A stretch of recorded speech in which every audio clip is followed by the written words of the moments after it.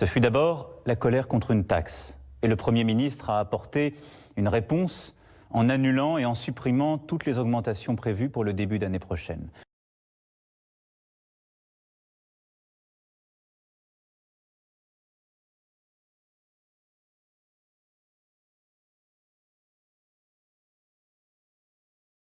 Je veux renouer avec une idée juste, que le surcroît de travail accepté constitue un surcroît de revenus.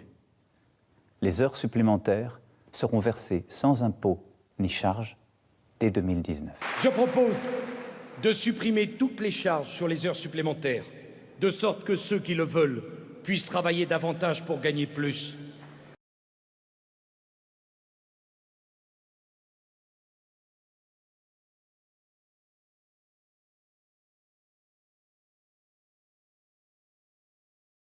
L'urgence sociale et économique a été perçue.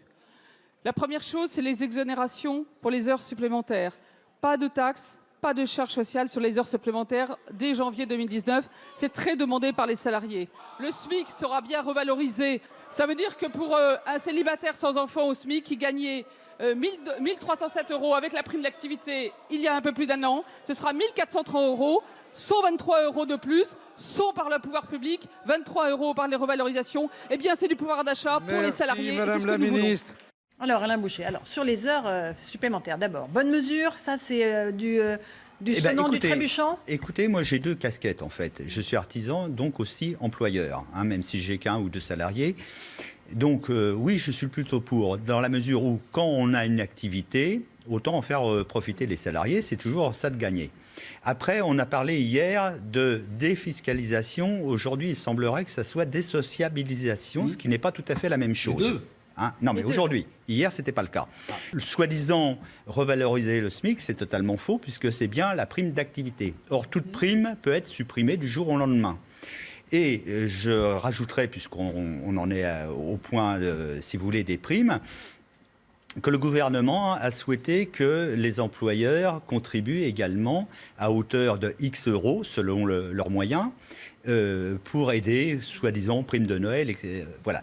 Donc ça, c'est aussi selon le bon vouloir des entreprises, et si on peut, surtout. Je me réjouis de voir qu'en 4 semaines, des centaines de milliers de citoyens qui étaient mobilisés spontanément dans la rue, qu'on a voulu traiter de fachos, après d'ultra-gauche, après d'ultra-droite, après de ci, après de ça, finalement ont obtenu plus que des partis politiques traditionnels et plus que des syndicats qui, en réalité, représentent que 8 ou 9% des travailleurs en France, mais qui se déclarent comme les seules forces intermédiaires. Okay. Donc je tiens juste à, même si ça ne nous satisfait pas, c'est symbolique de dire que lorsque le peuple décide à un moment donné de reprendre les choses en main, il peut obtenir des choses. Mais ça, c'est une bonne mesure ou pas? Ça va dans le bon sens ou pas? Bien sûr, ça c'est une bonne mesure. Ça avait fait un triomphe auprès des salariés à l'époque, en 2008, je pense. Bien sûr. Sarkozy l'avait lancé. C'était aussi, on peut tous dire, c'était aussi un moyen de contourner un peu les 35 heures en disant, bien sûr. Bon, voilà, on ne sait pas y toucher aux 35 heures où on n'ose pas, oui. Donc on va offrir aux chefs d'entreprise la possibilité de faire de manière attractive des heures supplémentaires. Ça avait un inconvénient. C'est que quand vous multipliez les heures supplémentaires, vous pensez moins à embaucher. À chaque fois, on réfléchit en bloc. C'est-à-dire que là, c'est une mesure qui va s'appliquer à tous les salariés dans toutes les entreprises, comme le CICE. L'erreur, c'est ça, parce qu'une entreprise qui a par exemple 2 ou 3 salariés, c'est une vraie chance et pour l'entreprise et pour ses salariés. Une entreprise qui a par exemple 1000 salariés, effectivement que ça empêche d'embaucher, ça peut même détruire un certain nombre de travail. Mais dans une petite entreprise, ça ne change pas grand-chose en embauchant. Parce que si par exemple j'ai 3 salariés, ils vont travailler 2 heures ou 3 heures de plus, c'est pas ça qui va faire que je vais pas embaucher ou que je vais embaucher.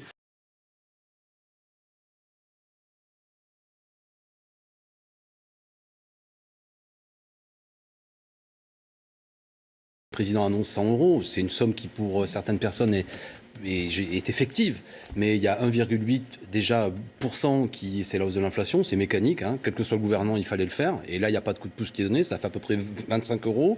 Après on additionne ce qui a déjà été accordé depuis le 1er octobre, la prime d'activité, 20 €, donc déjà il y a 45 € qui n'ont rien à voir avec le mouvement des Gilets jaunes, et après des mesures qui étaient déjà annoncées, primes d'activité, sont additionnées. Je ne dis pas que c'est ça, mais que les choses soient claires, c'est pas une augmentation du SMIC, c'est pas vrai, c'est pas ça. Et le problème c'est que le gouvernement dit bien que ça coûtera rien aux employeurs. Il y a des employeurs qui peuvent augmenter les salaires, on ne leur demande pas, c'est l'impôt. Donc les classes moyennes vont payer cette petite remontée pour le SMIC. Attention, pour y avoir droit, je termine là-dessus, il faut être un SMIC à plein temps. Il faut demander la prime d'activité. 30 à 40% des gens ne demandent pas la prime d'activité parce qu'ils ne sont pas au courant. Parce qu'ils sont pas au courant. Donc c'est un dispositif quand même qui est assez réduit et qui n'est pas... si les gens croient que le SMIC va augmenter, que ça va faire monter tous les salaires, c'est pas du tout ça. Vous êtes en train aujourd'hui de mener une politique qui est injuste. Ce que vous êtes en train de faire, c'est pour ça que je vous en veux. Moi je veux bien si les gens qui touchent le SMIC et des gens très particuliers, pas tous les SMICards, mais c'est l'impôt, les classes moyennes, les fonctionnaires, c'est encore le gel du point d'indice. Ceux qui gagnent légèrement plus du SMIC vont payer des impôts pour financer cette petite remontée du SMIC. Alors, c'est pourquoi que je vous en veux, alors que l'ISF, c'est 3,5 milliards gaspillés. Vous avez rendu, vous personnellement, 1,5 million aux 100 contribuables les plus riches de ce pays. Expliquez-moi pourquoi les plus fortunés, les ultra-riches, avaient besoin que vous leur rendiez 1,5 million chacun. Pourquoi, au bout d'un moment, le pays se met en colère? Non mais la colère, elle vient de là. C'est que vous avez fait des mauvais choix et aujourd'hui, c'est une aumône, hélas. 0,01% de la taxe sur les transactions financières pourrait rapporter 40 milliards. Simplement, les gens qui nous gouvernent ont des liens avec un certain nombre de personnes. Ils n'ont pas envie d'aller faire ça. Parce que s'ils avaient le courage de le faire, on aurait taxé des sociétés qui réalisent des milliards sur notre territoire. Ils ne payent pas un centime ici. On est en train de nous expliquer que, par exemple, Google... si on le taxe, il partirait ailleurs. C'est faux. Moi, j'ai eu un des responsables de Google France la dernière fois hors plateau. J'ai discuté avec lui, je peux le dire en live parce que voilà, je l'ai rencontré et je lui ai posé la question. Je lui ai dit mais comment Google peut se passer du marché français qui est la 5e puissance économique mondiale? Il a rigolé. Il a dit mais bien sûr on payera s'il y a une taxe à payer. Évidemment. Allez vite, allez fort, ça vous va, Monsieur Boucher, comme slogan ou pas? Ah ben c'est pas suffisant, parce qu'il a bien dit effectivement aller vite, aller fort, mais il n'a pas dit aller loin. Or le mouvement doit perdurer, parce qu'il doit y avoir une pérennité dans ce mouvement. Il y a quelque chose qui est né, à savoir un mouvement populaire, mais ça ne doit pas s'arrêter dans 4 mois, dans 5 mois ou dans 6 mois. Ça doit continuer. Et pour continuer, certainement qu'il va falloir nous organiser et pourquoi pas proposer une assemblée citoyenne de façon, et ça c'est une revendication majeure des Gilets jaunes, le fameux RIC, c'est-à-dire le référendum d'initiative citoyenne. Et vous, Aïk Chagne, alors, est-ce que ça vous suffit, ces annonces, ces mesures ou pas? Est-ce que c'est suffisant? Le compte y est ou pas? Ma personne n'est pas très importante. Le plus important, c'est ce qui se passe sur le terrain. Et les retours que nous avons, c'est que les gens sont un petit peu déçus du fait qu'il a fallu 4 morts, il a fallu autant de semaines de violence. Aller vite, aller fort, justement, il fallait le faire dès le début. Maintenant, il se trouve que ça, faut bien comprendre, c'est qu'en 4 semaines, les gens sur les ronds-points, sur les barrages, etc., ont beaucoup discuté, ont beaucoup réfléchi, ont lu beaucoup de choses, et finalement sont dans une recherche un petit peu différente qu'à l'origine, finalement. C'est de se dire, nous sommes en train de prendre conscience que nous reprenons en main le destin de notre pays. C'est ça que les gens souhaitent maintenant. Ils se disent qu'il faudrait peut-être ajouter, justement, à travers notamment le RIC, des respirations démocratiques, et faire en sorte que cette mobilisation, qui a été une belle mobilisation, donne des résultats et un changement plus en profondeur sur long terme. Je suis pour un régime beaucoup plus parlementaire. Je suis pour le droit de révoquer les élus en cours de mandat. Par exemple, on aurait pu imaginer qu'il y a une protestation à partir de la mi-mandat et que l'enjeu, on fixe un certain nombre d'électeurs, 5, 8, 10 millions d'électeurs, disons, on veut refaire le vote. On veut éventuellement vérifier si ce président de la République est bien majoritaire dans le pays. Ce serait une manière tranquille, pacifique de discuter des choses. C'est pas exactement ce que veulent les Gilets jaunes. Non, mais un référendum. Ben, je propose, moi, on l'avait mis, vous me tendez la perche, c'était une proposition qu'on fait dans la campagne, et je vais le déposer dans les jours qui viennent, un projet de loi sur un référendum d'initiative citoyenne. Tout ça est bon, mais fondamentalement, c'est au peuple de décider de ce que doivent devenir nos institutions. C'est pas à des petites astuces où je te passe de 577 députés à 400 en disant bien sûr que les députés foutent rien, ça peut toujours être populaire. Mais en fait, un affaiblissement... Ils gagnent trop, hein, c'est ce qu'on entend beaucoup. Et ils gagnent trop, etc. Trop. Très bien. Non, mais on peut discuter de tout ça par ailleurs. Et il y a une réalité qu'il n'y a pas assez de réalité sociale à l'Assemblée, que les ouvriers employés ne sont pas représentés. Et quasiment, moi, comme prof de lycée professionnel, je suis quasiment dans le bas de gamme, pour vous dire. Mais je termine, c'est au peuple de décider de ça. Moi, je pense qu'il faudrait une assemblée constituante. C'est-à-dire qu'on fait un grand débat. Le peuple veut discuter. Ils veulent des assemblées citoyennes. Oui, mais on ne sent pas en gros de la même chose. Non, mais si, c'est je termine sur une idée, c'est qui le souverain? Le peuple ou le monarque? Et le peuple dit, à travers les Gilets jaunes, Voilà ce qu'on veut. Vous savez, un gilet jaune, ça réfléchit la lumière, et un gilet jaune, quand ça milite, ça réfléchit aussi. Les gens sont prêts à avoir cette discussion tranquille. Quel nouveau droit nous voulons? Comment le citoyen garde sa dignité de citoyen entre deux élections? Comment il est encore acteur? À l'heure des réseaux sociaux, je vous assure, les gens, ils sont prêts à tout ça. Mais la Ve République, elle permet de gouverner contre le peuple, et on en est là. Clément Viktorovitch, un petit mot, et après je vous repasse la parole. Merci. Mais en fait, dans le mouvement des Gilets jaunes, on a eu 3 phases. Une première phase qui a lancé le mouvement, qui était une contestation très ciblée sur la hausse des taxes sur le carburant. Ça s'est élargi très vite à une deuxième phase où les revendications concernaient le pouvoir d'achat.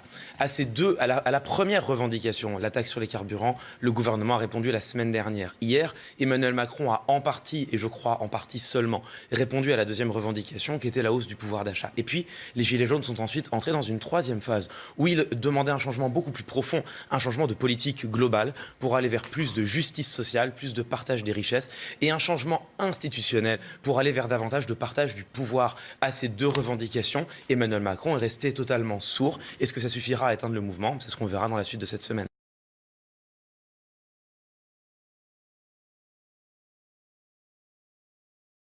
Là où peut-être M. Macron est quelqu'un d'irresponsable, je le dis ici sur votre plateau, il est irresponsable parce que c'est lui qui a envenimé cette situation depuis 4 semaines, c'est pas nous.